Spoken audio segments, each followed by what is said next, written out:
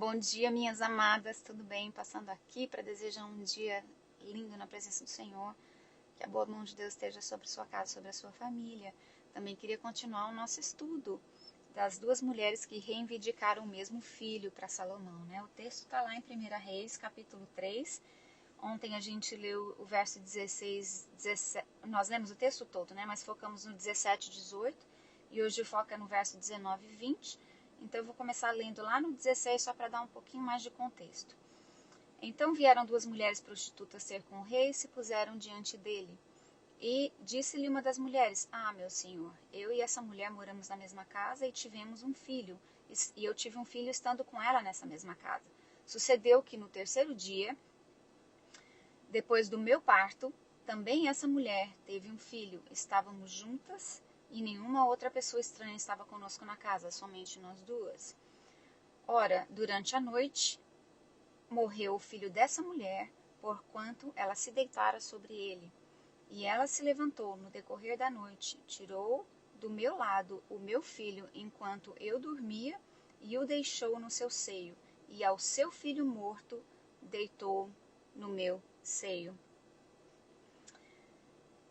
Gente, esse texto é tremendo, né?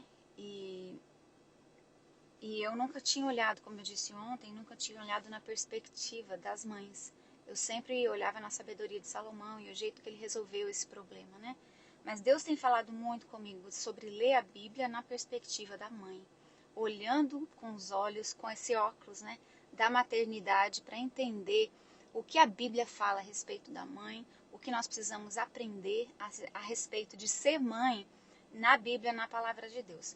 E tudo que está na Bíblia nos ensina, né? E hoje o foco de ontem, que a gente falou, foi o verso 17 e o verso 18, né? Foi o primeiro dia. Nós falamos que mães andam juntas, mas em tempos diferentes. Que é importante a gente respeitar a situação e a estação de cada mãe, né? Cada mãe dá a luz ao seu tempo. Uma mãe está pronta, a outra ainda está se preparando. Como aqui no nosso grupo, umas mães já estão vivendo milagre, outras ainda nem tiveram filhos.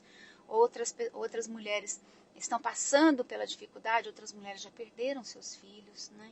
E nós falamos também que andar junto traz conflito, mas também contribui para que a gente seja transformada em mãe segundo o coração de Deus. Se não existe ninguém para nos confrontar no nosso egoísmo, né? Como é que o Senhor vai nos transformar? O ponto de hoje está no verso 19, no verso 20, e nesse verso fala que o bebê dela morreu durante a noite, porque uma das mães rolou, né, sobre o bebê. Tem um texto que traduz assim, que ela rolou sobre ele enquanto ele dormia. Então a outra se levantou de noite, pegou o filho que estava morto e substituiu pelo filho vivo, depois colocou o filho morto com a outra mãe, né? E é bem interessante, gente, esse texto, algo que eu nunca tinha percebido. A mãe que narrou a história para Salomão, na minha cabeça parecia ser a mãe do menino, né? A mãe verdadeira do menino, porque o texto não fala, né, qual delas é. Mas ela tá tão assertiva, ela tem tanta certeza do que ela tá falando, ela conta tudo com tanta riqueza de detalhes, aí ela cai na armadilha das próprias palavras, quando ela diz que tudo aconteceu enquanto ela dormia. Se ela estava dormindo e ainda estava escuro, como é que ela tinha tanta certeza do que aconteceu?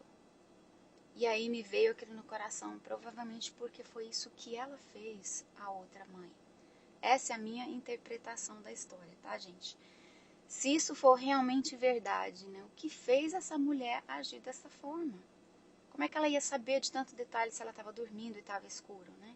Aí eu fiquei pensando, falei, meu Deus, será que eu me comporto, ou já me comportei, como essa mãe? Claro que não no sentido literal, né, gente? A gente está fazendo uma aplicação da palavra para a nossa vida, mas no sentido figurado. Se essa situação tivesse acontecido comigo, o que eu faria? Quem que é essa mãe, né, que trocou o filho morto pelo vivo? Ela é uma mãe que sofreu uma perda tremenda. E se aconteceu do jeito que ela realmente contou, né, algo que ela fez ou deixou de fazer causou a morte do filho. Então tem muita culpa também, né? O texto fala que a mãe, que o filho morreu, ela rolou sobre ele. Então foi algo que ela fez que causou a morte do filho. Além de tudo isso, que já é demais, né? ela do seu quarto ainda conseguia escutar a vida no quarto da outra mãe.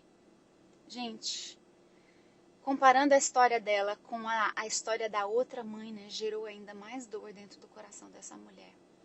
E o que muitas de nós têm em comum com essa mãe, pelo menos que eu tenho em comum? Perda, sofrimento, culpa, inconformismo, né, de ver a vida em outras famílias enquanto a gente está lidando com a morte dentro da nossa própria casa. Ouvir a risada da outra família enquanto a gente está ouvindo ali o choro e a dor. Aí eu percebi que a voz da comparação e a voz da culpa estava no discurso dessa mãe, né? A culpa, ela compara, ela tenta mostrar o que nós não somos, o que não fizemos, ou o que fizemos, que levou a gente a viver aquela situação de dor. A culpa faz a gente esquecer que a dor não se compara, ela se ampara, né? A gente não precisa comparar uma dor com a outra, a gente precisa amparar uma outra, né? A comparação, gente, ela nos faz invejar a vida que está no braço da outra mãe e gera pensamento e comportamentos bem bizarros mesmo. A gente briga com Deus, se convence de que o outro não merece o que ele tem, né? Ou que Deus tirou de nós para dar para o outro. Então, dentro da igreja, isso acontece muito também, infelizmente, porque a igreja é formada de gente, né? De gente como a gente. Então, até o sofrimento, já percebeu? Quando a pessoa vai falar do sofrimento dela, até o sofrimento dela tem que ser maior do que o dos outros? Ah, mas você não viu o que eu passei.